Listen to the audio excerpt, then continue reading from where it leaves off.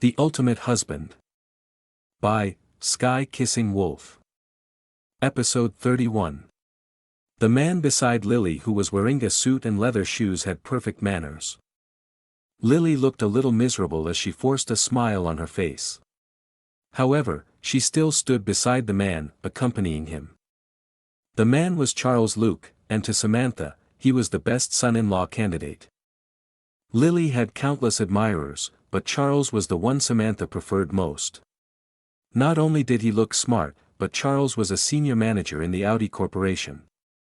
He was the regional manager of Donghai City, and a perfect match with Samantha's daughter, unlike Daryl, who looked low-class. Manager Luke. At that moment, the lady in front of Daryl quickly rushed forward with a huge smile, and greeted him passionately. Earlier, the lady's face looked disgusted when she saw Daryl, but now, her reactions was the complete opposite. Charles nodded and asked, "Has the president of Platinum Corporation arrived yet?" The lady quickly replied, "Not yet. I have been waiting at the main lobby, but no car drove by." Charles did not question further but looked down at Lily with a smile and said, "Let's wait in the office then." Lily was distracted, and she just mumbled without speaking. Even though Samantha wished to make Charles her son-in-law, Lily was unwilling to interact with Charles. She was not here for a date today. Charles Luke mentioned that he knew the president of Platinum Corporation. She was interested in the president of the Platinum Corporation, as the president said that he recognized Lily from the Linden family. However, Lily was unaware that Charles did not know the president of Platinum Corporation at all. Recently, both Audi and Platinum Corporation collaborated to co-sponsor the Superstar program. The headquarters delegated Charles to be in charge of signing the contract with Platinum Corporation, thus they would have naturally met. Charles bragged to Lily about how widely connected he was. It was a complete show-off, intended to raise his own status. At that moment, Daryl grinned. He then walked over. "Manager Luke." Audi Corporation informed him that the person in charge of the collaboration was Manager Luke. Seeing Daryl approaching, the female receptionist frowned and said annoyingly, "Hey. Why are you still here?" Charles glared at Daryl and felt that the loser was here to gain exposure, so he did not really care. He said to the lady, "When the president of Platinum Corporation arrives to discuss our collaboration, do not allow these people of no relevance to come in. What if they dirty his car?" The lady quickly replied, Yes, Manager Luke. I will chase him away now." She then bluntly said to Daryl, "Mister, please leave immediately." Daryl ignored her as he kept his eyes on Lily. "Daryl?" Finally, Lily saw Daryl. Her body shivered, filled with surprise and happiness, and some awkwardness. Lily did not understand why she felt awkward. The few days after Daryl left, she should have felt happy that she could finally get rid of the useless guy. However, when she looked at the empty room at night, emptiness filled her heart. Daryl did not speak but instead looked at Charles inquisitively. Lily took 2 steps forward and explained, "Daryl, please don't take this wrongly. My mom introduced him."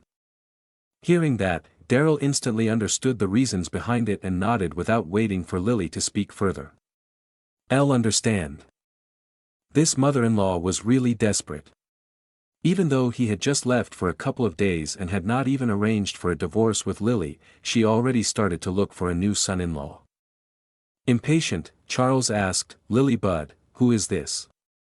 Lily was a goddess. How would she have known such a low-class farmer? Lily opened her mouth, but did not reply. Daryl smiled briefly, looked at Charles and said, "I am her husband, Daryl Darby. The nickname of Lily Budd isn't appropriate for you to address her. Please have some respect." Charles was stunned. He then cheekily checked out Daryl, and laughed. "Oh, so you are the toy boy. I was wondering who you were. Haha. Aunt Samantha told me all about you. You married into the Linden family for 3 years, yet did not contribute anything to the family besides eating their food. A complete piece of trash, aha." Charles added, "I am very curious. Is that why you are too ashamed to stay on in the Linden family, hence you disappeared? How dare you still appear in front of Lilybud? The most ridiculous thing is, you are so thick-faced that you even admitted that you are Lily's dear husband. Do you really deserve that status? You should use your urine as a mirror and look at yourself. Aunt Samantha has spoken. You and Lily are going to divorce, isn't that right, Lilybud? Charles stared mockingly at Darryl with a cold smile and a face full of humiliation. Lily bit her lips and said, Charles, stop it. Hearing Lily's words, Charles smiled at Darryl. I will stop talking as a sign of respect to Lily. Next, he turned to the female receptionist and asked, what did he say he is here for when he arrived earlier? Episode 32. The lady replied with a face filled with disgust, he said he was here to purchase a car. She thought the man was just a worker from a nearby factory, so she did not expect he was a toy boy. Buy a car. Charles laughed and said, buy a car from us. Our cars ain't cheap. Can you afford it? While talking, a lady walked into the showroom. Lily was surprised to see the lady as it was her best friend, Phoebe. Sister Lily. Phoebe happily quickened her pace. She did not expect to bump into Lily here. Lily laughed and said, Phoebe, what a coincidence. What are you doing here? Phoebe swiped her hair and said sweetly, my husband is doing pretty well lately, so he bought me a new car. I am here to collect it. Phoebe's husband is in the hotel hospitality business, so it was pretty normal for him to get a new car for her. While speaking, Phoebe noticed Darryl. She was surprised. Isn't this the useless prick at your house? You brought him here to check out cars. Before she could finish, she saw the complicated look in Lily's face, then saw the handsome Charles standing behind Lily. Phoebe figured it out, and immediately stopped talking. Phoebe asked, this is? Without waiting for Lily to open her mouth, Charles extended his hand and smiled, hello, I am Charles Luke, Donghai City Regional Manager of Audi Corporation. Aunt Samantha introduced me to Lily Dub. Hearing this, Phoebe completely understood what was going on. She shook Charles's hand and replied, wow, Regional Manager. So the car Elle just bought, can I get a further discount? I am Lily's best friend after all. Most definitely, Charles laughed and at the same time threw a stare at Darryl. Do you see it? Both Lily's family and best friend are on my side. What do you have to go against me? Thank you, brother-in-law. Phoebe smiled widely and joked, oh yes, when is your wedding with Lily? Remember to add me in the guest list for the wedding. Phoebe was so excited. She never imagined that she would still be able to get a further discount when collecting the car. Darryl's face turned dark. Fuck you. Lily and Elle are still not diverted, yet you are so eager for another wedding. Brother-in-law sounded so sweet. Lily felt so embarrassed as she pulled Phoebe aside and scolded, we have not even started dating. What are you talking about? Thinking that Lily was shy, Phoebe replied, it is just a matter of time, sooner or later.